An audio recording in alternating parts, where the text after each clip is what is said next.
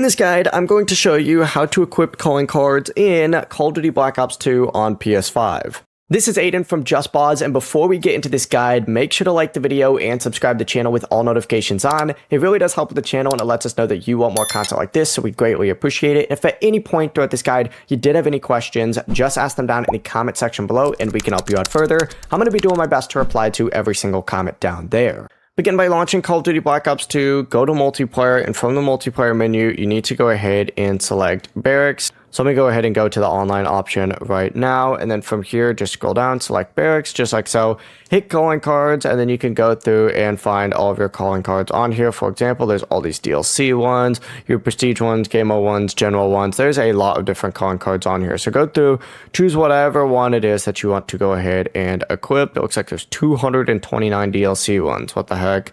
But yeah, just go through, find whatever one it is that you want, and whenever you're ready to select one, simply go ahead and find it. And let's just say we want to select the Mob of the Dead one up at the very top. Boom, selected, and as you can see, it is now updated. The process really is as simple as that. Before you do leave, make sure to like the video and subscribe to the channel with all notifications on. It really does help with the channel, and it lets us know that you want more content like this. We'd greatly appreciate it. And if at any point throughout this guide you did have any questions, just ask them down in the comment section below, and we can help you out further. I'm going to be doing my best to reply to every single comment down there. Peace.